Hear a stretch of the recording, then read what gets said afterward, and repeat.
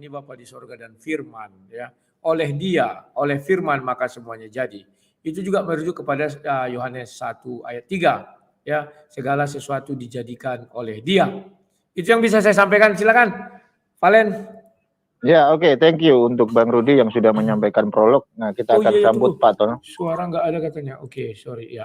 Sorry. Bapak bisa diulang? Suara nggak ada? Live kan darimu tadi. Udah, lanjut. Oke.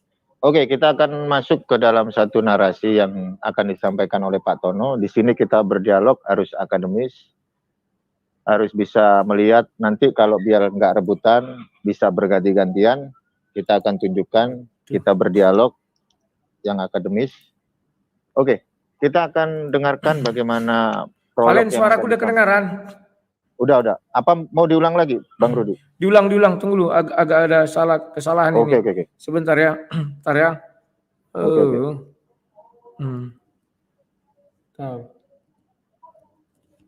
Sabar. Sebentar dulu Valen ya.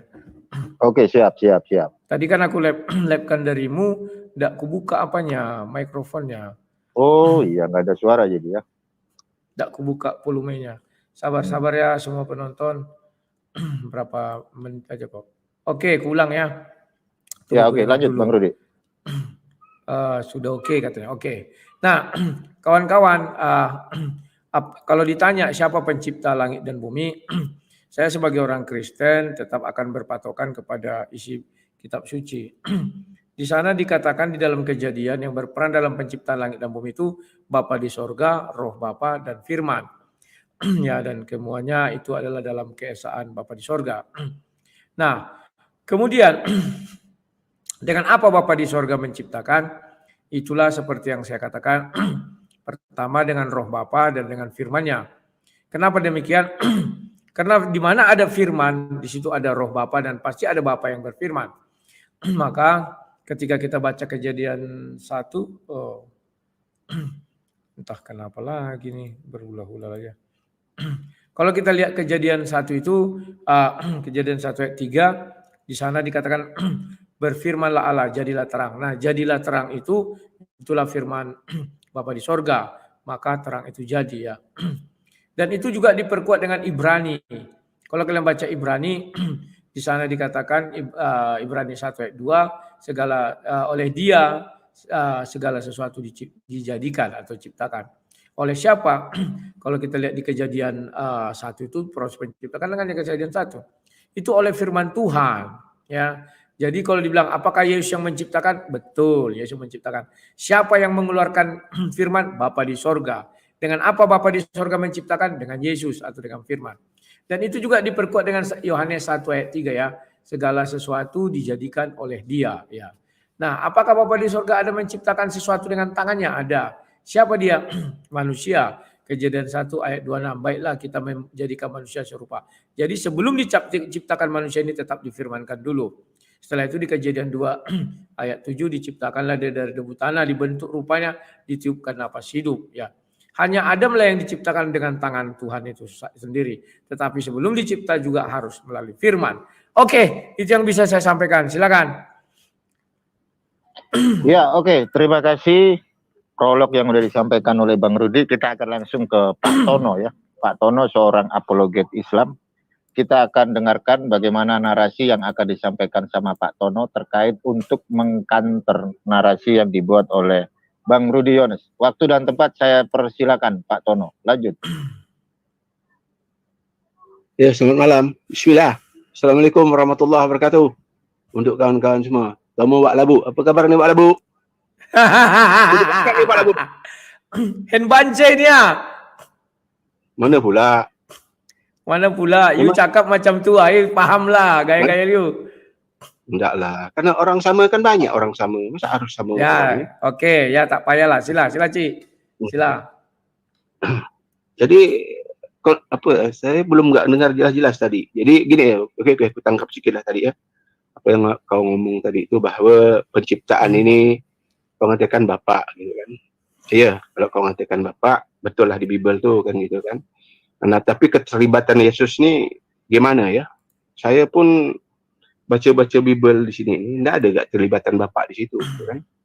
Terlibatan Yesus enggak ada di situ, gitu kan?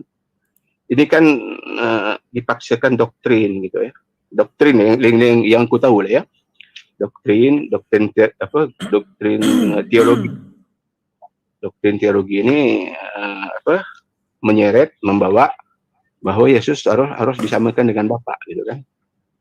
Tapi sementara sendiri kalau kita di Bible itu sendiri, umpamanya di Markus, umpamanya kan Markus 12 gitu kan, dia jelas-jelas mengatakan bahwa hai orang Israel, Tuhan Allah kita, Tuhan itu Esa kan gitu. Ya. Jadi keterlibatan Yesus ini kapan gitu waktu dia penciptaan? Karena selalu saya lihat narasi-narasi dari orang-orang Kristen ini, ya dia selalu mengatakan kalau aku atau dia tuh selalu merujuk kepada Yesus, kan gitu kan. Nah, sementara dalam perdebatan teologi dari awal-awal Bapak Gereja, kenapa sampai timbul konsili umpamanya antara Uskup Besar Alexandria itu ya, akhirnya mengingkirkan Arius kan gitu kan. Nah, mungkin dulu sementara saya nih Wak Lebu, sila Wak Lebu, lanjut. Oke, terima kasih. Ya, saya sudah pun beri ayat bahwa kalau dibilang keterlibatan Yesus secara langsung memang tak ada. Karena pada saat itu Yesus adalah firman Allah.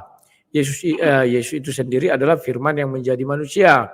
Ya, firman menjadi manusia itu ada hadir ya tahun 1 Masehi. Jadi kalau kamu nak katakan bahwa keterlibatan Yesus yang daging itu memang tak ada. Tapi keterlibatan firman Tuhan ya itu. Bahwa Yesus itu adalah firman Allah kan, Yohanes 1 ayat 1. Pada mulanya Yesus itu adalah firman Allah. Jadi kalau di Kejadian saat itu segala sesuatu diciptakan dengan firman. Tak pernah Tuhan menciptakan dengan tangannya, enggak ada itu. Kecuali manusia hanya dibentuk. Silakan. Iya. Kalau dengan firman berarti semuanya firman juga kan? Kalau kita dari baca itu kan, telah diciptakan matahari, ini jadi firman. Kenapa firman yang lain itu tidak dibilang Tuhan seperti Yesus kan gitu? Nah ini kan pertanyaan-pertanyaan yang simpel aja ya, yang simpel gitu kan. Kenapa hanya Yesus diperkenalkan aja, sementara yang lain-lain, ya kan banyak yang lain-lain kalau kita baca di dalam hari satu, hari kedua, matahari, bulan, seharusnya dia firman juga itu dari firman hasil itu kan. Nah maka saya bilang tadi ya, perdebatan teologi abad kedua atau ketiga gitu ya, abad ketiga lah puncaknya itu kan.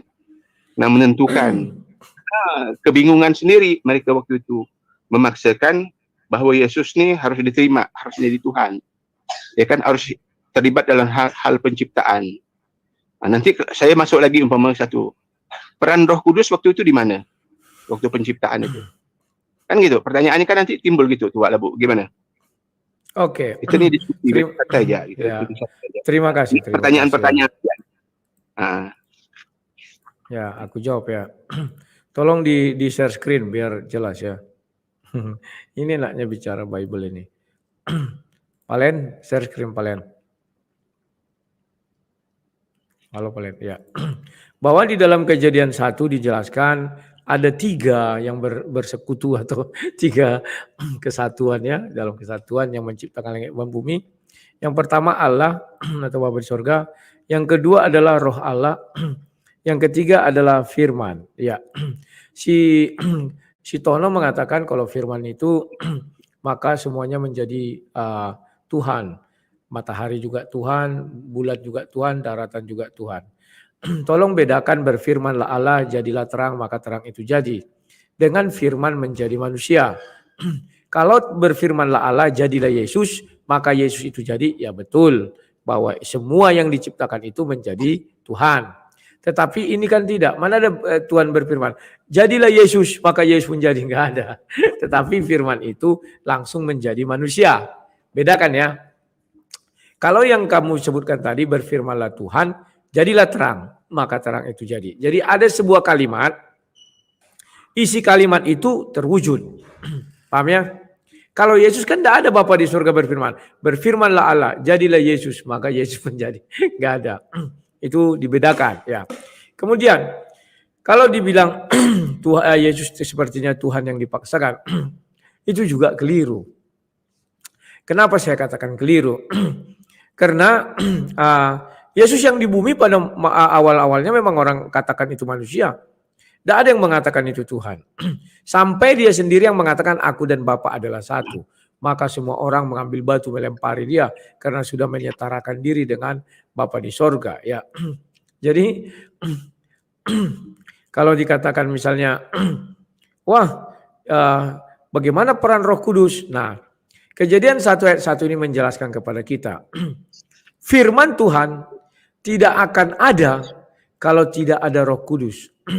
Kenapa demikian? Karena roh lah yang menghidupkan, itu yang pertama. Yang kedua, saya ambil contoh, ketika Musa, atau ginilah, ketika Musa mendengar suara Tuhan dari atas, dari langit, yang pertama di situ adalah firman atau suara. Sudah? Kemudian suara itu timbul karena apa? Ada sesuatu yang hidup. Siapa yang menghidupkan? Roh. Yohanes 6:63. Udah? Siapa yang hidup itu? Itulah Roh Bapa di sorga. Jadi ketiganya beriringan. Tidak pernah Bapa berfirman tanpa kehadiran Roh. Contoh, ketika Yesus dibaptis, itu kan Roh Allah ada melayang di atas tempat Yesus dibaptis. Maka ada suara keluar, ada Roh dan ada Bapa yang di sorga. Kemudian ketika tiang awan, tiang api, kalau dia hadir di bumi, itu adalah bentuk rohnya dan pasti ada Bapa dan ada suara firman itu ya. Jadi itulah keterlibatannya. Silakan. Ya. Tadi tentang roh juga tadi ya. Tadi kau bilang kan tidak ada Allah tuh berfirman jadilah Yesus. Itu bukan jawaban tuh. Dia kau nak nangke-nangke saja. Nanti kau bilang aku tidak ada juga roh. Kau bilang roh aku ini dari Allah gitu kan, juga tidak ada dibilang kan gitu. Nah betul, kehidupan itu harus ada roh gitu. Maka saya tanyakan tadi kan, keterlibatan Yesus dalam kekristenan ini lalu menjadi Tuhan itu waktu dia di dunia kau bilang belum menjadi Tuhan, setelah dia ke surga kan gitu. Berarti dalam kekristenan ini Yesus itu jadi Tuhan setelah dia mati, setelah dia ke surga. Nah waktu sebelum itu kan ada juga sebagian mengatakan mulai dia dari dalam itu udah jadi Tuhan kan gitu. Inilah pendapat-pendapat yang selama ini aku lihat, aku dengar, aku baca kan, pendapat-pendapat yang masih berputar-putar terus di situ.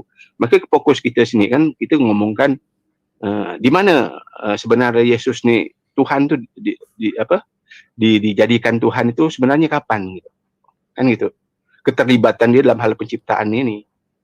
Nah, apakah bisa umpamanya roh itu enggak hanya Bapak dengan apakah Bapak itu tidak ada kalau tidak ada roh kan gitu. Karena kan tiga oknum ini kan terpisah. Waktu di Sungai Yordan tadi kan, nggak tahu di mana tempat di Sungai Yordan, pokoknya Sungai Yordan lah kan kita. Ini Sungai Yordan itu panjang gitu kan. Ada Bapak, ada Roh Kudus turun bentuk merpati, ada Yesus lagi dipendam kepalanya sama Paulus kan gitu, sama Yohanes kan gitu kan. Ini kan berarti di tiga oknum. Nah, waktu itu karena kau bilang tadi ada ucapan aku dan Bapa adalah satu. Nah kan gitu. Lalu disimpulkan bahwa disitulah dia Tuhan gitu kan. Sementara sahabat-sahabat yang lain juga kan mengatakan kita semua satu. Kan gitu.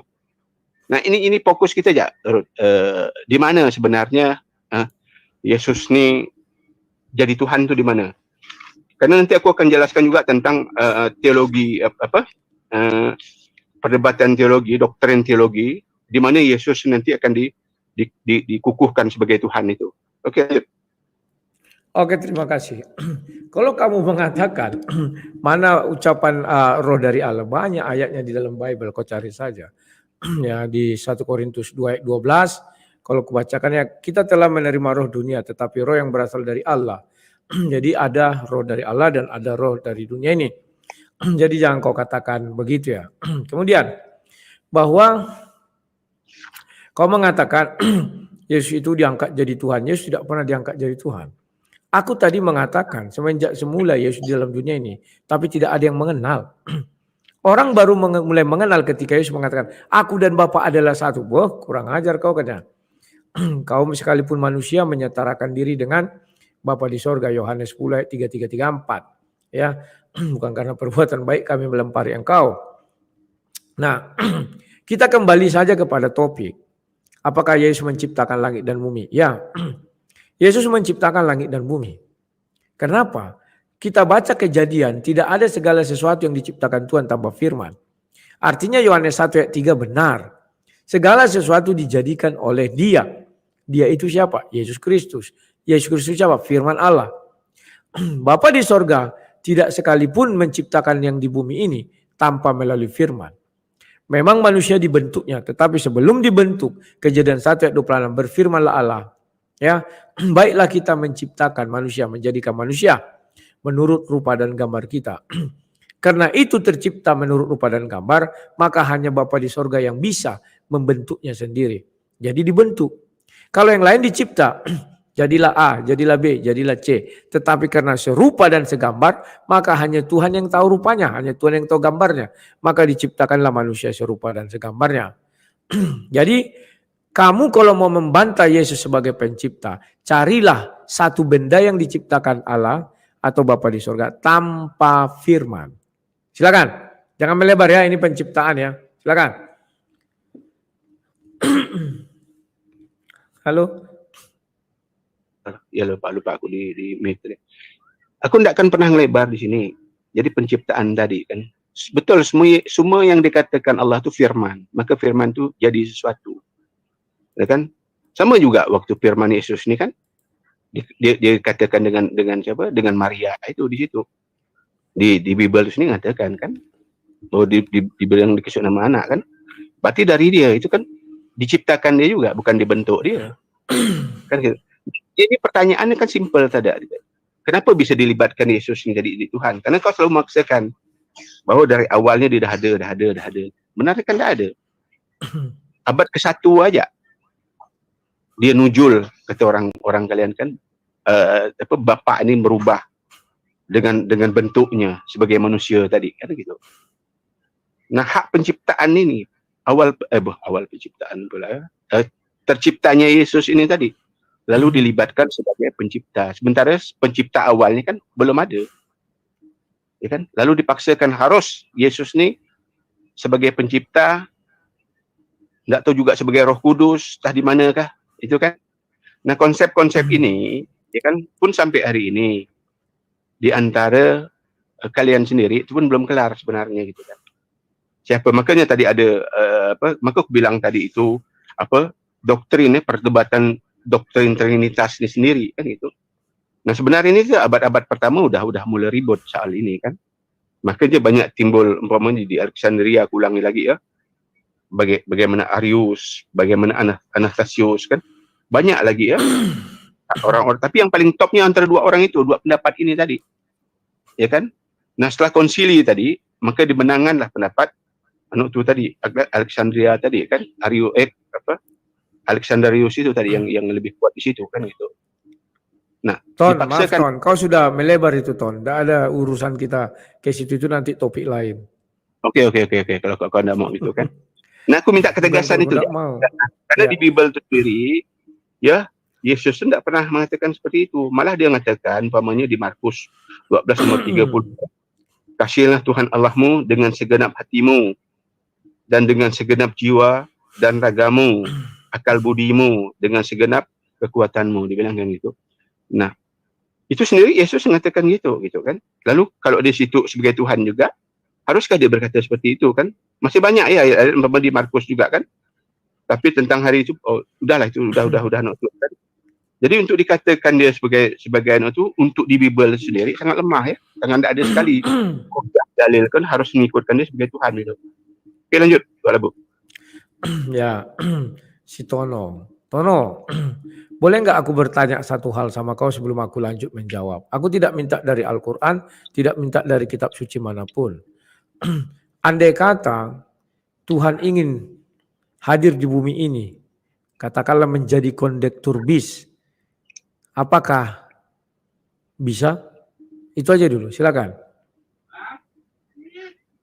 Kalau dengan anak itu dia, ya dengan kehendak dia, ya kan bisa aja. Tapi tidak akan layak lah Tuhan itu menjadi bisa turun ke bumi. Saya tidak menanya layak, saya tanya bisa apa enggak? Tidak bisa kalau menurut aku, tidak bisa. Karena terlalu kecil dunia ini untuk dia. Oh, ya oke. Yeah. Terima kasih. Sekarang aku jawab ya. Dari sini sudah dapat ku gambar bahwa kau tidak mengimani Tuhan yang serba maha.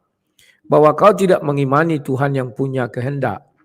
bahwa kau tidak mengimani Tuhan yang bisa suka-suka hatinya, bahwa kau tidak mengimani bahwa Tuhan yang maha besar bisa turun ke dalam tempat yang maha kecil, bahwa kau tidak mengimani bahwa Tuhan itu bisa segalanya, ya, tidak terbatas. Oke? Artinya Tuhan yang kau imani itu adalah Tuhan yang terbatas, yang terima oleh akal pikir manusia. Hanya akal pikir manusia lah yang menerima bahwa Tuhan tidak bisa ditampung oleh bumi ini. Ya, hanya pikiran manusia itu ya. Kalau pikiran Tuhan, tidak ada yang bisa membatasi dia. Tidak ada yang bisa menghalangi dia. Kalau sampai ada yang bisa menghalangi dia, dia berarti bukan Tuhan. Ya, hanya manusia yang bisa dihalang-halangi. Hanya manusia yang dibatas-batasi. Oke, sekarang saya jawab. Ketika Tuhan menciptakan langit dan bumi, sudah saya bukakan Kejadian 1 ayat 1, ayat 2 dan ayat 3. Bapa di sorga, roh Bapa dan firman. Ini menyatu untuk menciptakan langit dan bumi. Apakah Bapa di sorga bisa menciptakan langit dan bumi seorang diri? Gak bisa. Dalam artian tanpa firman, tanpa roh. Kenapa tidak bisa? Karena dia sendiri sudah menceritakan dirinya bagaimana. Segala sesuatu kujadikan dengan firman. Ya, Yohanes 1 ayat 3. Dan memang terbukti bahwa tidak ada satupun di dalam Kejadian 1 yang diciptakan Tuhan tanpa firman. Makanya, jika kau menentang dalilku, caranya gampang. Kau sebutkan satu benda yang diciptakan bukan dengan firman Tuhan. Kalau kau mendapatkan itu, berarti betul Yohanes 1 ayat 3 akan dihapus. Gitu saja gampang. Tidak perlu kau lari ke konsili, tidak perlu kau lari ke Bible Uranus, Saturnus, Neptunus, siapa-siapa itu. Ya, cukup kau buktikan satu ayat. Nah, sekarang mengenai Yesus, memang betul. Malaikat menyampaikan kabar bahwa engkau akan mengandung dan melahirkan. Kabarnya itu, dia akan mengandung dan melahirkan dari Roh Kudus. Udah. Nah, dari Roh Kudus bukan berarti berfirmanlah Allah, jadilah Yesus, maka Yesus tidak. Tetapi firman sudah jadi manusia, sesudah itu ditaruh di dalam rahimnya Maria. Paham ya? Jadi bukan difirmankan dulu, jadilah Yesus. Jadi baru lahirlah Yesus. Bukan begitu. Tolong dipahami konteksnya ya. Bedakan antara penciptaan itu berfirmanlah Allah, jadilah terang, maka terang itu jadi. Ya betul. Andai kata penciptaan Yesus seperti itu, betul. Maka seluruh ciptaan yang di dalam Kejadian 1 kami anggap sebagai Tuhan. Tetapi faktanya kan tidak demikian. Oke, terima kasih. Silakan. Mohon dikembangkan. Iya, ya. Jadi tadi balik lagi kan akhirnya mutar lagi ke firman itu kan. Nah, firman itu apakah kalau menurut di Kristen yang kupahami bahwa firman ini berdiri sendiri. Karena tanpa firman Allah ini tidak bisa apa-apa. Itu menurut Kristen kan. Tadi aku bilang bukan aku tidak mengakui kemahaan Allah ini, kemahaan esaan Tuhan ini ya, dia maha segala-galanya. Tapi tidak layak dia. Ada sifat yang kami yakin ya, ada sifat mustahil untuk Allah ini bisa berubah menjadi manusia gitu lah. Karena sifat manusia ini kan itu lemah dan sebagainya kan. Nah, sementara di Bible itu sendiri Yesus terang-terang mengatakan ya di Matius 21:11 itu kan, semua orang-orang di sana mengatakan bahwa dia ini nabi. Tidak ada yang mengatakan kita lari ke penciptaan. Sorry, lari ke penciptaan saja. Penciptaan tadi lah, kan tadi saya bilang tadi penciptaannya. Tetap sangkutnya ke situ nantinya, Wak Labu. Tidak bisa, tuh. Nah, kemudian juga dia mengatakan, jangan menyebut siapapun di bumi ini, karena hanya Bapakmu yang ada di surga. Kan artinya hanya Bapak itu aja. Tuhan hanya Bapak itu aja pencipta. Ya kan? Yesus tidak mau dikatakan seperti itu. Itu bahasa-bahasa orang Ibrani, orang Yahudi pada zaman itu. Itu hanya bahasa-bahasa apa ya, Mbak? Aku ini anak Allah. Artinya itu bahasa perumpamaan. Ya kan? Bukan literal, hanya perumpamaan. Orang-orang soleh itu dikatakan anak Allah. Ya kan? Orang yang sejalan, orang yang menyampaikan apa yang Allah itu sampaikan kepada para nabinya kan itu. Ya kan? Makanya saya tadi bilang tetap akan berputar terus, ya kan? Kalau katakan firman, berarti firman ini jelas satu oknum lain daripada Bapak. Karena kau bilang tadi Bapak tidak akan bisa menciptakan tanpa firman. Sementara firman itu sendiri kan bagian dari Bapak. Kerana Bapa ni berfirman, ucapan. Firman itu kan artinya ucapan. Ya kan? Nah, kalau Bapa tu mengatakan jadi, ya jadi. Ya kan gitu. Apa yang dia nak tukan. Nah, jadi tadi juga kau bilang membatasi pikiran Tuhan. Memang kau tahu pikiran Tuhan kayak apa? Ya kan? Kita tidak membatasi kemahaesaan Allah, kemahatauan Allah. Tidak. Malah kau sendiri yang mengatakan bahawa kalau kita bisa, apa tadi kata kau bilang, mengetahui keesaan Allah, mengetahui pengetahuan Allah tadi yang kau bilang tadi kan, Tuhan itu. Berarti kau tahu gimana kehendak Tuhan itu. Sementara kita kan tidak tahu apa-apa pun tentang kehendak Tuhan itu. Nah, ini yang akan terus berputar di sini nih, Pak Labu, akan terus berputar di sini, ya kan? Akan terus berputar di sini. Roh Kudus, Bapa, Anak, tetap akan berputar di sini terus. Karena tadi doktrin teologi tadi gitu. Sebenarnya kalau kita merujuk ada satu dengan Bence, coba aku tanya kau satu hal. Bisa enggak Tuhan itu, aku enggak tanya mengenai agamamu ya, aku tanya suatu hal. Menurut pengetahuanmu, ada enggak Tuhan menciptakan satu benda tanpa firman-Nya? Terserah kau mau mengambil Tuhan yang mana, terserah. Silakan jawab dulu, singkat aja. Kalau dalam Islam yang diciptakan dengan kedua tangan itu Adam, tanpa dengan firman dia. Ya kan? Kemudian surga Firdaus, surga tertinggi itu dua diciptakan dengan tangannya. Ya kan? Bukan dengan firman, yang lain semua dengan firman dia. Itu dalam keyakinan kami ya. Itu tegas dikatakan, ya kan? Diciptakan dengan kedua tangan. Maksud kedua tangan itu bukan arti kami selihi saya nanti jatuhnya ke sana ya. Tidak ada yang serupa dengannya gitu. Tapi makna tangan kita paham. Makna tangan itu untuk apa? Nanti akan kujelaskan lagi kalau kau mau lebih panjang lagi tentang hal ini. Jadi kau lupa. Sebelum menciptakan Adam, Allah kan berfirman, aku hendak menjadikan khalifah di muka bumi. Paham enggak? Jadi tidak ada sesuatu pun yang diciptakan Allah tanpa melalui firman. Kalau enggak salah aku surah 2 itu, ayat 30. Ya kan? Aku ingin aku hendak menjadikan khalifah di muka bumi. Khalifah itu siapa? Itulah manusia. Jadi, kalau kau mengatakan ada yang diciptakan Allah atau Tuhan manapun tanpa firman, kau berbohong, kau berdusta. Ya. Tidak ada yang diciptakan tanpa firman. Nah, itu tolong kau revisi dulu ucapanmu ya.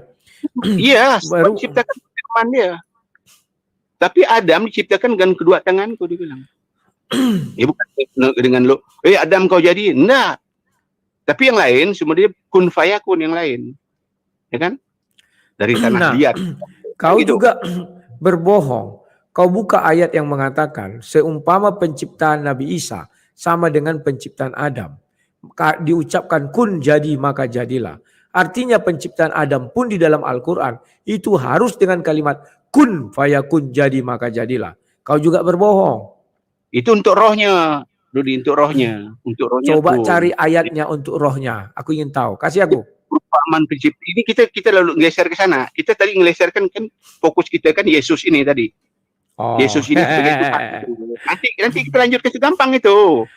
Aku akan laden kau terus tentang Adam, tentang penciptaan Isa. Tapi harus kau akui dulu di sini. Isa itu sama enggak dengan Yesus menurut kau? Oh enggak terima aku. Nah, kalau enggak nanti kita singkirkan dulu. Sekarang Yesus. Fokus kita kan Yesus. Tuhan itu. Nah, di mana lagi? Kalau Yesus sudah aku jelaskan Bance. Bance, sebentar. Kalau Yesus sudah aku jelaskan.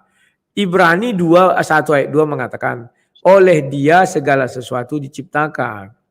Maka kita hanya bisa merujuk Kejadian 1 karena di situ semua proses penciptaan. Dan di situ kita lihat oleh siapa? Oleh firman. Maka firman itu siapa? Yesus. Maka Yohanes 1 ayat 3 itu juga sudah berjelas mengatakan segala sesuatu diciptakan oleh firman. Tidak ada sesuatu yang diciptakan tanpa firman. Maka aku jelaskan juga sama dirimu. Manusialah satu-satunya yang diciptakan Tuhan dengan tangannya. Tetapi itu pun lebih dahulu difirmankan penciptaannya. Paham ya? Semoga kau paham. Kembangkanlah. Masa gini aja nggak bisa dikembangkan? Betul loh, Bu. kau tuh pakai Bible tahun berapa? Karena kudus ini mengatakan bukan firman di sini. Segala sesuatu dijadikan oleh Dia. Dan tanpa Dia tidak ada sesuatu pun. Dia di sini. Nah, Dia sini apakah firman? Apakah Yesus di sini?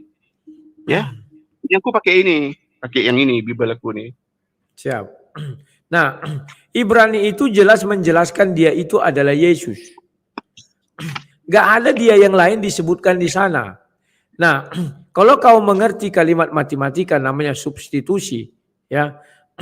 Yohanes 1 ayat 1 mengatakan, pada mulanya adalah firman. Yesus itu pada mulanya adalah firman. Maka, apa lagi itu? Firman bersama dengan Allah. Ya, maka firman adalah Allah. Sudah. Kemudian kita masuk kepada Ibrani 2 itu. Segala sesuatu diciptakan oleh Dia. Dia itu siapa? Kita merujuk lagi kepada Yohanes 1 ayat 3. Ya. Jadi sudah nggak ada yang nggak pada tempatnya, semua sudah pada tempatnya dan sudah sesuai hukum matematika, hukum kalimat, entah apa, jelas itu. Jauh Kan? lah. Ini yang benar kan nanti dulu. Kita masih ke sini ya, masih hal penciptaan ya. Ini di Yohanes ini pada mulanya firman. Tapi yang di kejadian pertama pada mulanya Allah. Mana dulu Allah apa firman ini gitu loh. Apakah firman ini lalu di Yohanes lalu berganti jadi Allah jadi firman?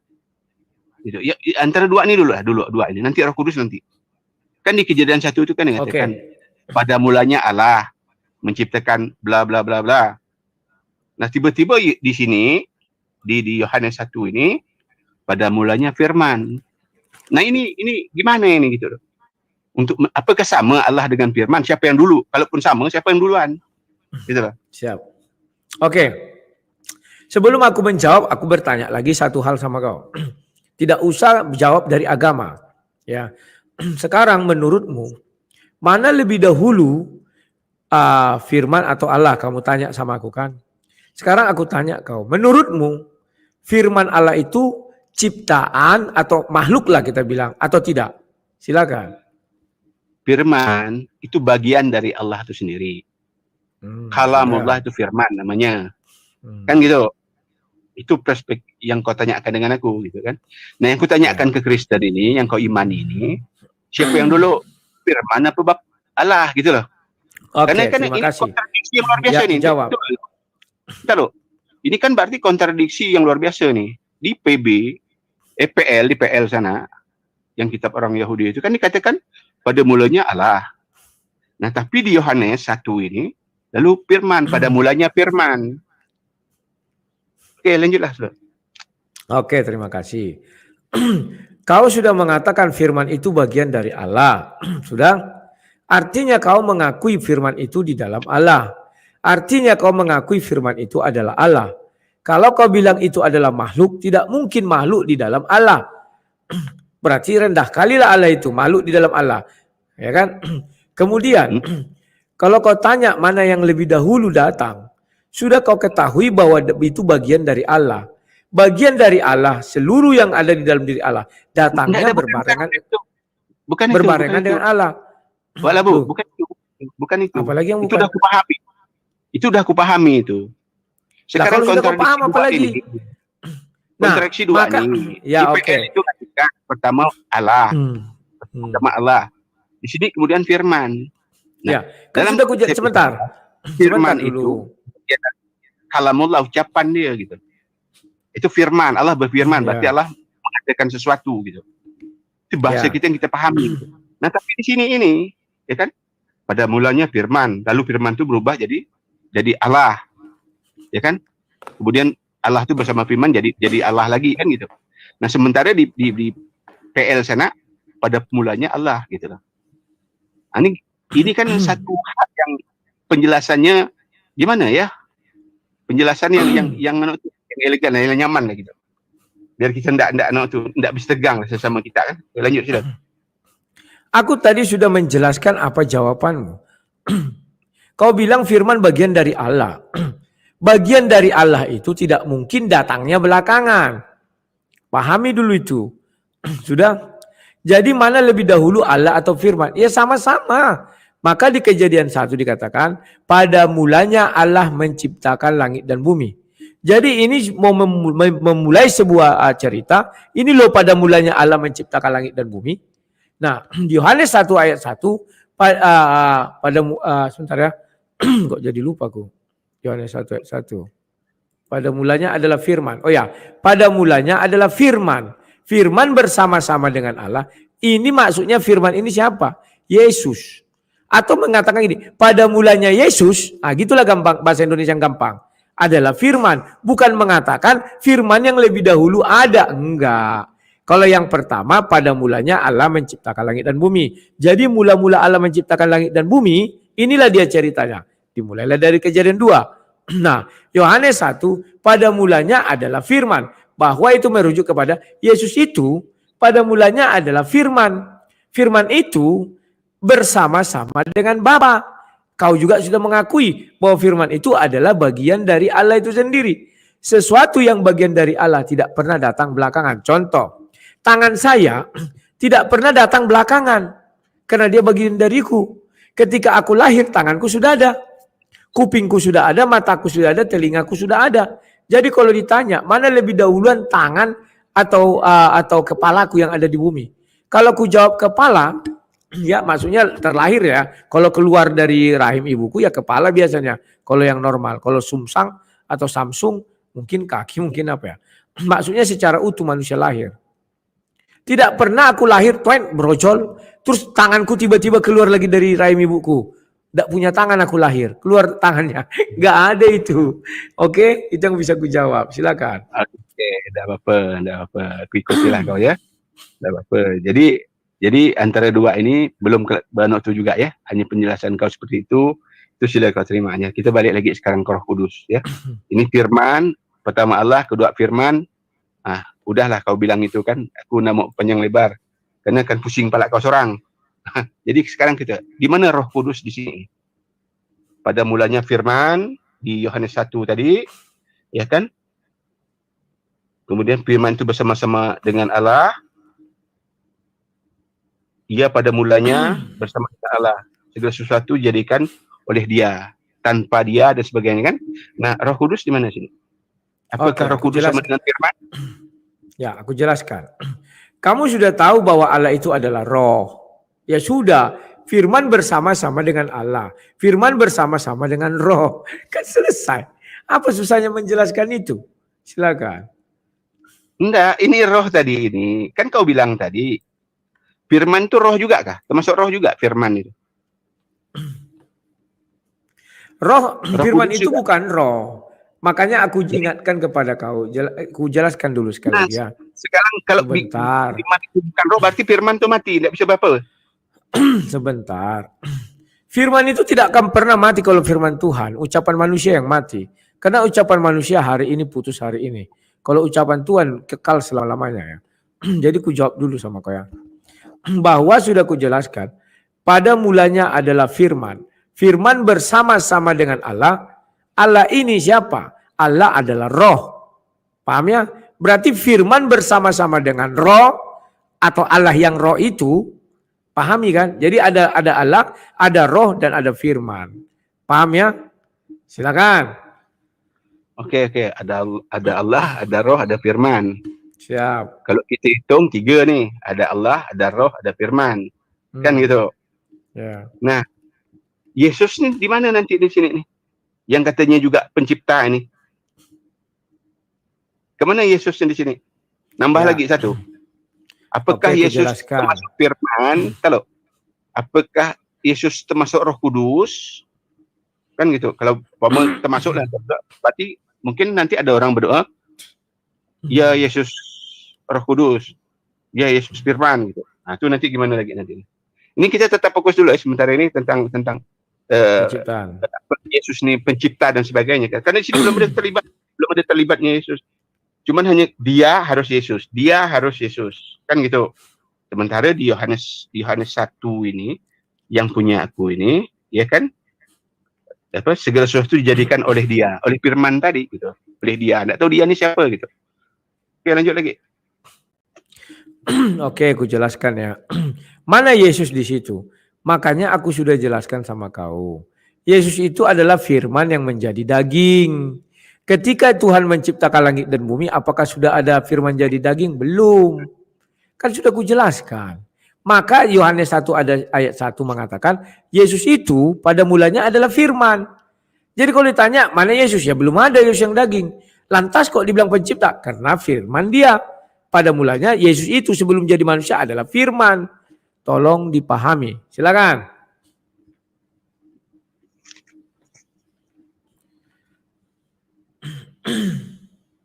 Ya, bentar loh.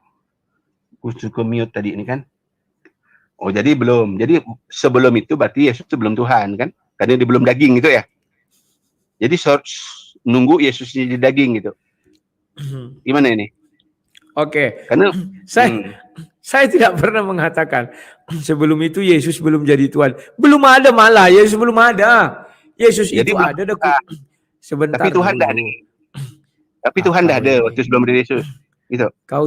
Kau sudah bagus tadi berdebat di awal, tidak usah nyeletuk lah. Biar enak kita jelaskan sama orangnya. Aku sudah jelaskan. Ketika pada mulanya, ya, pada mulanya, aduh. Kau minum air putih dulu, santai. Kalau belum nak ngegas, santai dulu, tawa lo.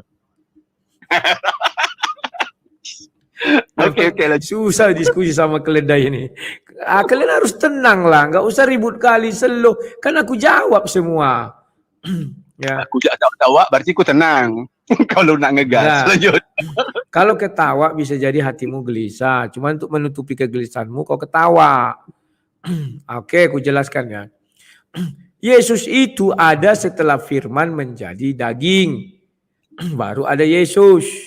Jadi kalau kau tanya, kapan Yesus Tuhan? Semenjak Yesus di dunia ini ada, itulah baru ada Yesus. Pahami? Tetapi kalau kau tanya, Yesus itu kan dijelaskan pada mulanya adalah firman. Paham gak? Maka pertanyaanmu harus kau rubah. Kapan firman menjadi manusia? Nah, mungkin kau lebih tepatnya lari ke situ lagi. Kapan firman menjadi Tuhan? Sejak semula. Kan itu lagi. Karena firman bersama-sama dengan Allah. Maka firman adalah Allah. Pahami. Jadi kalau kau bilang, wah Yesus kan belum ada pada saat itu. Jadi kapan Yesus Tuhan? Ketika Yesus di dunia. Ya Yesus memang ketika di dunia adanya. Paham ya?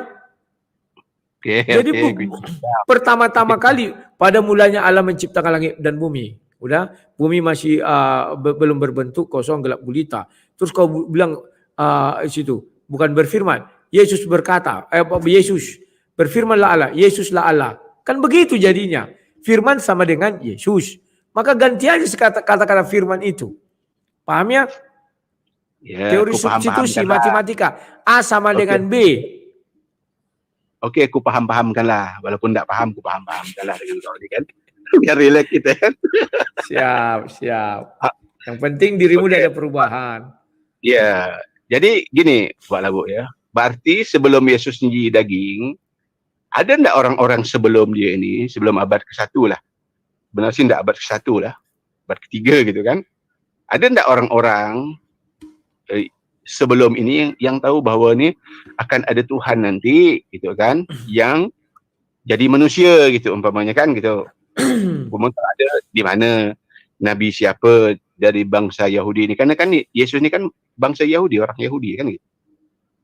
Nah, sementara di Bible itu sendiri yang ada hari ini ya kan, dia tuh hanya dikatakan kurios, Tuhan gitu kan. Cuman celakanya LAI ini jadi Tuhan gitu kan.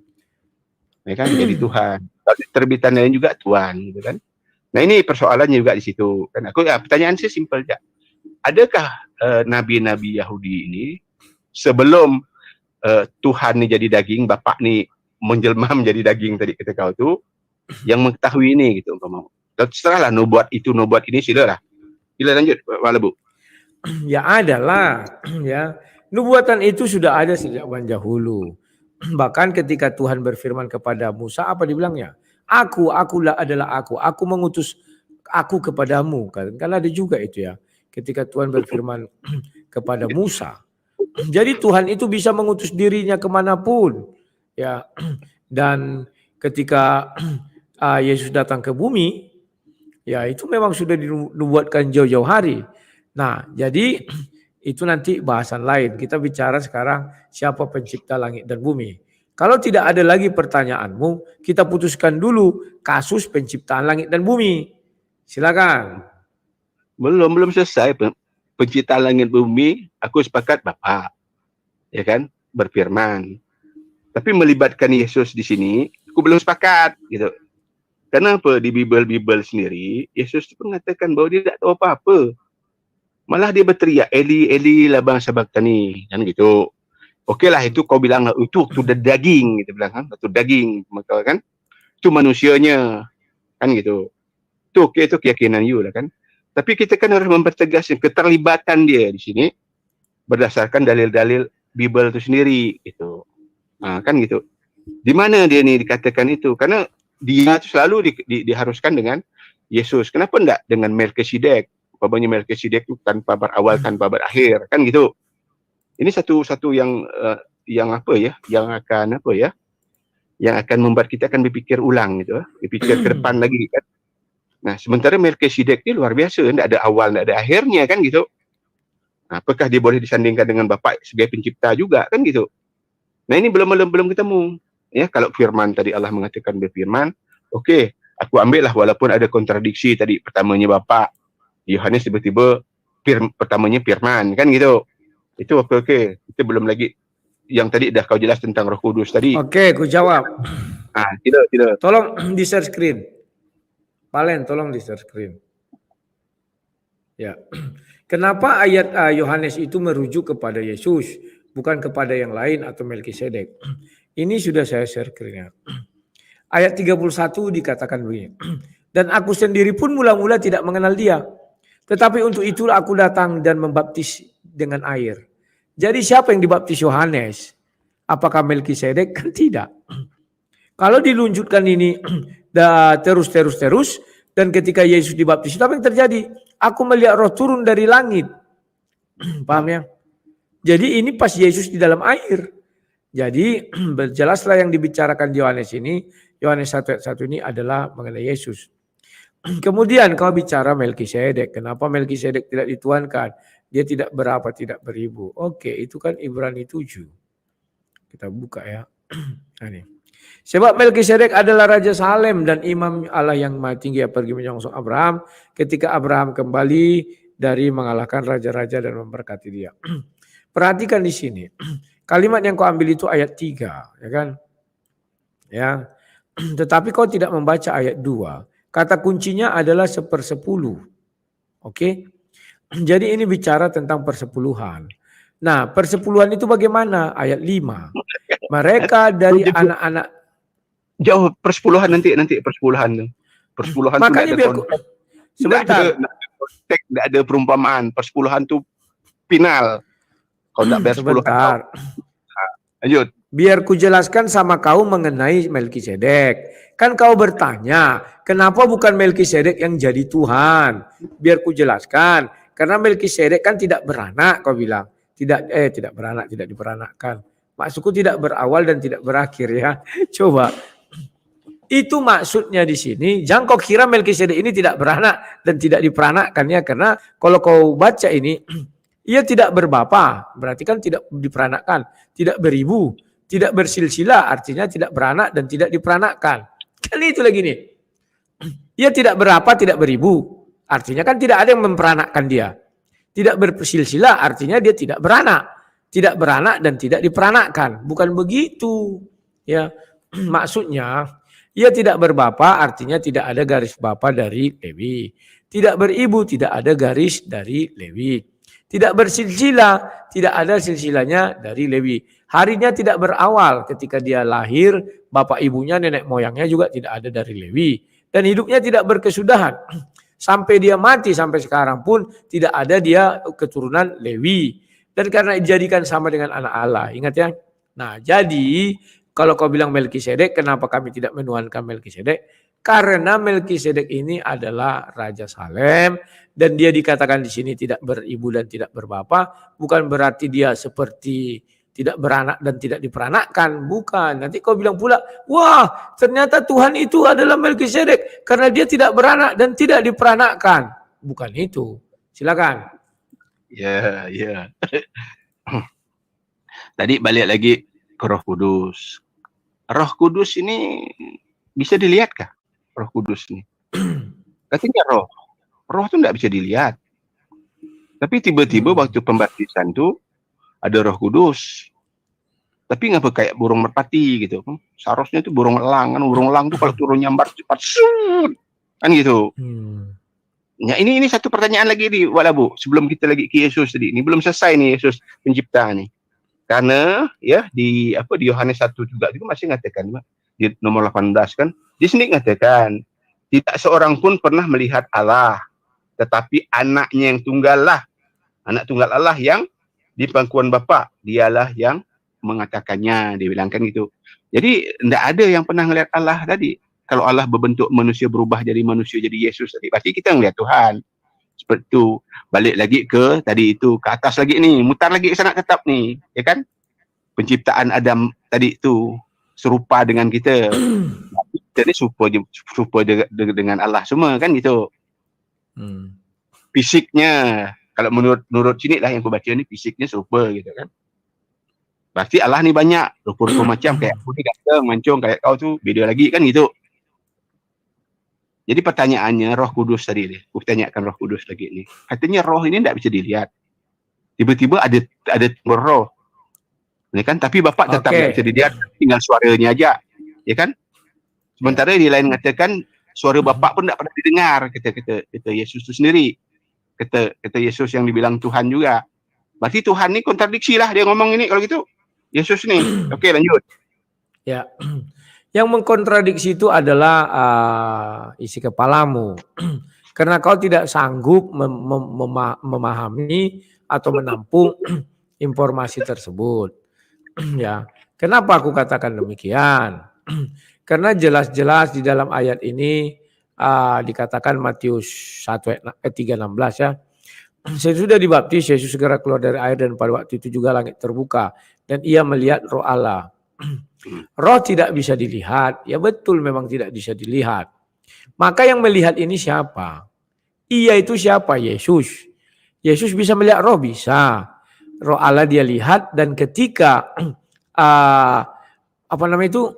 Yesus diuji coba iblis juga, Yesus melihat iblis. Iblis itu juga roh, paham ya? Nah ini, sesudah dibaptis, Yesus keluar dari air. Ia melihat roh Allah seperti burung merpati turun atasnya. Pahami dulu itu kalimatnya. Iya kak, yang iya itu Yesus apa Paulus? Paulus pula. Si Yohanes, kan Yohanes yang melihat yang membaptis kan? Yohanes. Ya. Nah, kalimat di sini I-nya I besar. Pertama Yesus sudah. Sekarang ya, kita lihat lagi di Yohanes. Apakah Yohanes melihat? Ya juga. Kenapa dia melihat? Karena dia memang disuruh mempersiapkan jalan bagi Tuhan. Loh, ini Yohanes 1 ya. Nah, ini. Dan Yohanes memberi roh ini. Aku telah melihat roh turun dari langit seperti merpati dan ia tinggal atasnya. Paham ya? Jadi yang melihat itu hanya Yohanes dan Yesus. Kenapa Yohanes bisa melihat? Karena Yohanes sudah ditetapkan sebagai pembuka jalan bagi Tuhan. Jadi kesaksian dua orang itu sah. Paham ya? Jadi Yesus dan Yohanes melihat dan itu diberitakan di dalam kitab suci. Oke, kulanjutkan lagi. Kemudian kau tadi mengatakan Yesus mengatakan tidak seorang pun pernah melihat Bapa di sorga. Ya, wujudnya pun suaranya pun betul. Sekarang aku bilang sama kau, hari ini aku berbicara kepada semua orang. Tidak seorang pun mendengar suara Rasul Paulus. Apakah kau percaya? Tentu kau bilang, oh tidak, Alkitab menuliskan ada yang mendengar suara Rasul Paulus. Betul. Tapi hari ini aku bicara di depan 100 orang. Tidak seorang pun mendengar suara Rasul Paulus. Hanya orang goblok, bodoh, dan tolol yang tidak mengerti ucapanku. Karena aku bicara di depan orang. Hei kalian yang 100 ini, tidak seorang pun dari kalian mendengar suara Rasul Paulus. Itulah kalau kalimatnya langsung kuucapkan. Tapi kalau aku bilang tidak seorang pun sambil kutunjuk sama mereka mendengar suara Rasul Paulus.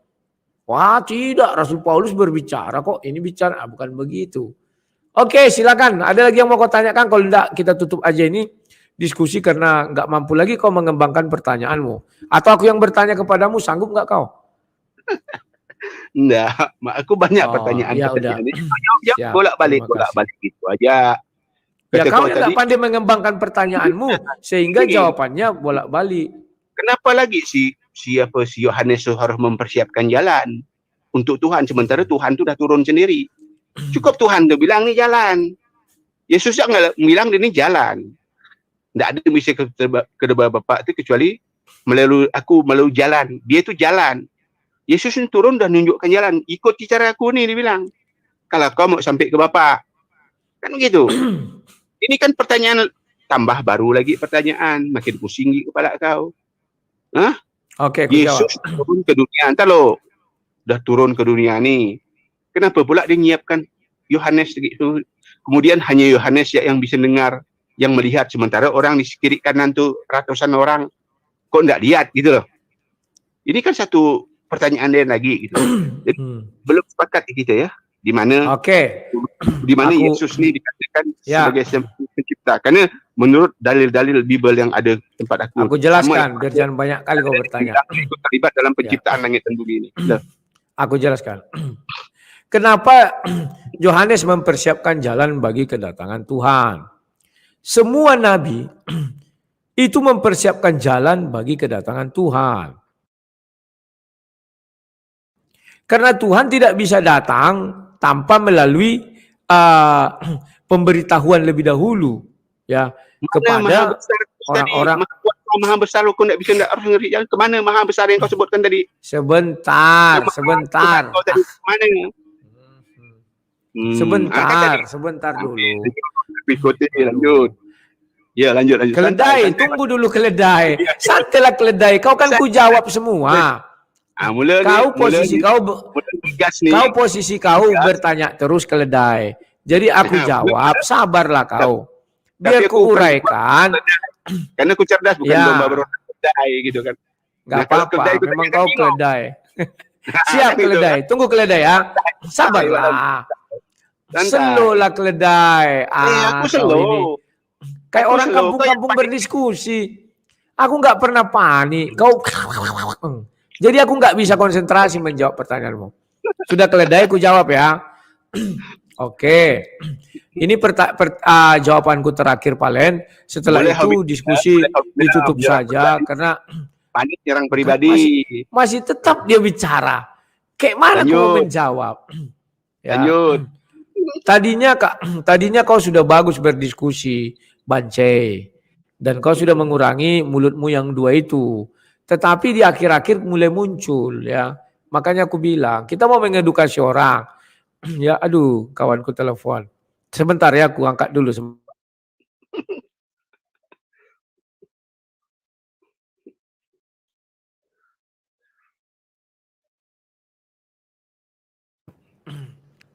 Nah, ya Bance ya.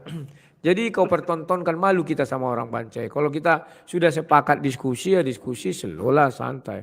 Nah, Bance, kau bertanya, mengapa Yohanes mempersiapkan jalan bagi Tuhan? Ini Tuhan mau turun ini ke bumi. Kau tahu kan? Wah, Tuhan bisa aja turun ke bumi tanpa dipersiapkan. Memang bisa. Tapi Tuhan ingin jalannya dipersiapkan orang. Dipersiapkan nabinya. Siapa bisa melarang? Kan itu keinginan Tuhan. Nah, itu juga sudah dibuatkan. Sudah. Maka Yohanes datang mempersiapkan jalan bagi Tuhan. Sudah. Maka turunlah Tuhan itu jadi daging. Itulah Yesus. Maka jalan yang dipersiapkan Yohanes itu apa? Itulah melalui baptisan itu. Itulah dimulainya proses Yesus mulai persiapan menjelang penyalipan. Kan mulai dari baptisan itu sampai penyalipan ya. Kemudian kau lagi-lagi mengatakan, loh kalau begitu Tuhan kan bisa turun langsung. Memang bisa turun langsung. Tuhan yang kami imani, banyak di dalam Bible turun langsung pun ada. Tanpa memberitahukan lebih dahulu. Ada. Ketika tiang awan, tiang api turun. Itu nggak ada beritahu dulu, Musa aku mau datang dalam bentuk tiang api. Atau ketika sama Abraham, tiba-tiba dia hadir di hadapan Abraham. Banyak cara dia datang. Ya.